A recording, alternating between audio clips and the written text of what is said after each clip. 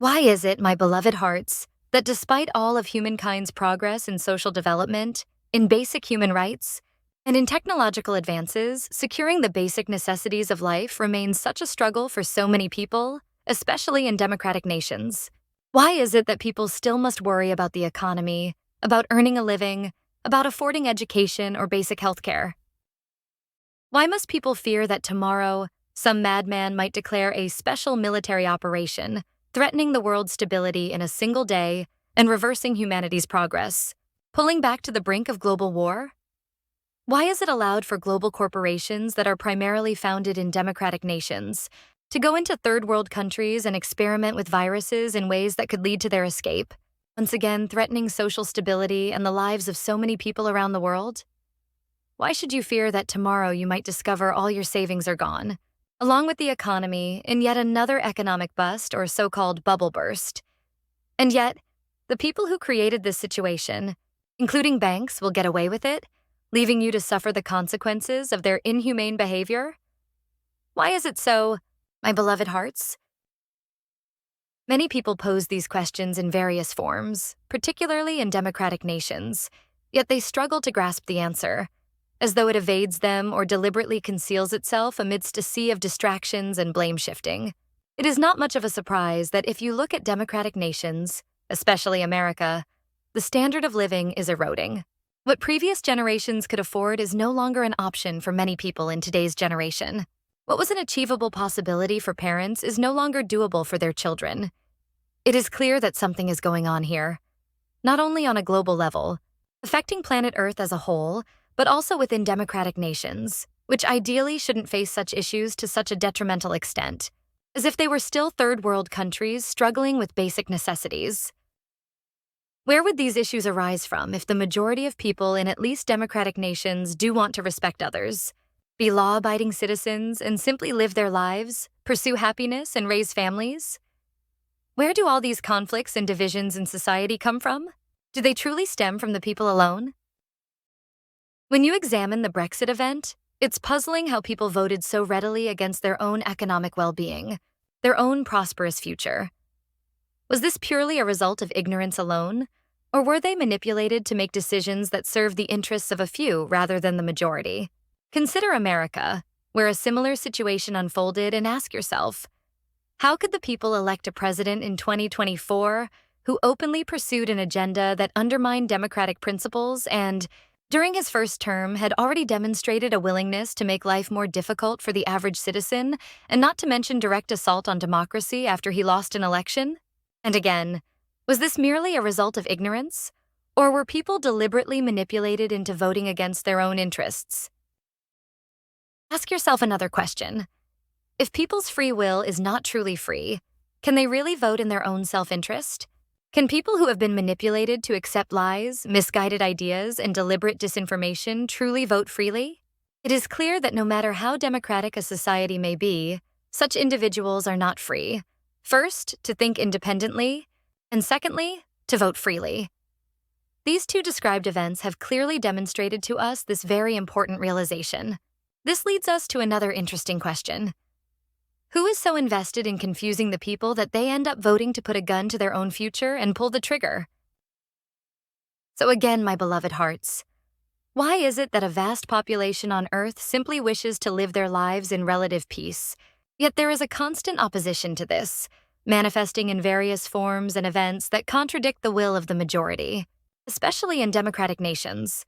Why is it so difficult for people to merely survive, earn a living, and care for their families? Why do so many endure suffering and an endless cycle of drudgery, where nothing ever seems to improve? Why is life so difficult? Again, it's very easy to see, when you look at democratic nations, that this shouldn't be happening in societies with such level of social development and with so much that has been done in recognizing basic human rights. Now, let us step back, my beloved hearts, and examine this situation through two opposing ideas, worldviews, each claiming to hold some form of validity. Can they help us achieve clarity? Why is there so much suffer and struggle in human societies? Let's take theistic approach first, that speaks of some form of deity in existence, often portrayed as having special powers. This deity might be described as almighty, all-knowing, and all-good. If you believe in such a deity, you must look at the current conditions on Earth and ask, is this truly the best this deity could do? This almighty, all-knowing, all-good being, who has supposedly created the heavens and the earth, has allowed this planet to fall into endless struggle and suffering. Is this chaos really the best that such a deity could achieve? Because if it is, how can one logically claim that this deity is almighty, all-knowing, and all-good?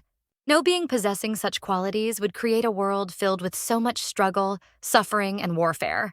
And how would you explain that the animal kingdom fundamentally lacks such a level of struggle in comparison to human beings? Why would this deity be able to take care of the animal kingdom but cannot achieve the same for human beings, who are supposed to be this deity's children? There is no logic to this whatsoever, my beloved hearts. If we accept the existence of a benevolent deity with pure intentions, yet witness widespread chaos and suffering that seems to contradict such a deity's nature, one might conclude that this being has a counterpart: the devil. The devil is supposedly solely responsible for humankind's suffering by constantly interfering with human affairs. If we assume that this devil possesses supernatural powers, perhaps even equal to those of the benign deity, we must ask ourselves, why is it that most harm is caused by other people rather than through supernatural events?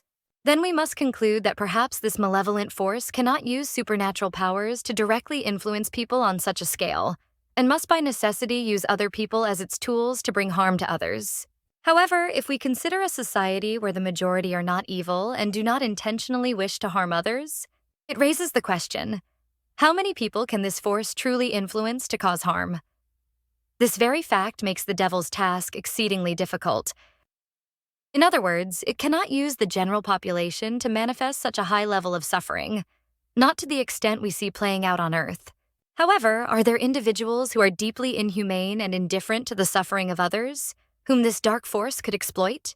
These individuals are not part of the general population, but instead occupy privileged positions from which they can act and inflict harm on others, often evading responsibility as the cause of suffering. Now, let us consider the opposite position: atheism. In this idea, there is no deity of any kind and its counterpart, the devil. The perspective is often intertwined with a materialistic worldview as an explanatory framework for why no deity is needed to explain anything happening to human beings on Earth. The origins of human behavior are often traced back to the animal kingdom, which is supposed to provide an explanation for why human beings behave the way they do. Look at the animal life forms that were supposedly the precursors to human beings. Is life a constant struggle for them? For most, it is not. They roam the savanna, the open plains, or the forests, eating grass or insects all day, with plenty of food available. They swim in the sea, consuming what is readily accessible. They are not attempting to enslave one another. They are not trying to kill or destroy each other beyond mere survival, that is often seen in human beings. They do not wage war. You never see a scenario on the savanna where all the lions unite into an army to wipe out all the zebras in some genocidal ethnic cleansing attempt. You never see a forest with dozens of anthills where, suddenly, the inhabitants of one anthill decide to cross over and destroy another anthill's population. Instead, they remain busily focused on building their own colonies and coexisting peacefully, even if there is some competition for resources. They do not wage war against one another. Human beings, on the other hand, clearly demonstrate behavior that is unnatural and not observed in the animal kingdom. Of course, there may be a few exceptions, but such extreme behavior is generally rare in the animal kingdom. Yet, among humans, such behavior is widespread. Just turn on the news and you'll witness countless instances of people inflicting harm on others for reasons that go far beyond mere survival. And this harm is not limited to physical violence alone. It extends into psychological forms of aggression. A company exploiting workers with unfair wages and a threat to lay off if they will protest.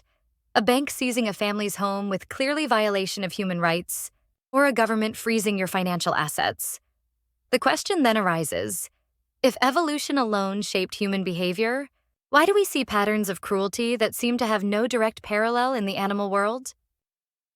Humans devise elaborate justifications, ideologies, and rationalizations to harm one another, and sometimes even without any rationale for their actions whatsoever. But why has the blind process of evolution resulted in one pattern of behavior in animals and a vastly different one in humans? Shouldn't human behavior align more closely with what we observe in the animal kingdom? Logically, it should.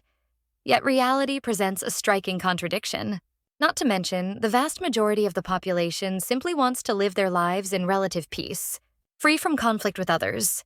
However, achieving this remains elusive for humans, while animals seem to manage it far more effortlessly. How could the process of evolution, which supposedly gave rise to all animal life, including humans, produce such a flawed species, one that constantly struggles against its own kind and creates societies where live and let live seems unattainable? Not to mention the persistent presence of a psychology of evil that is always present in at least a small percentage of the population. Are human beings not supposed to be more highly evolved than their animal predecessors? You might argue that since everything emerged through the blind process of evolution, evil must simply be part of human nature.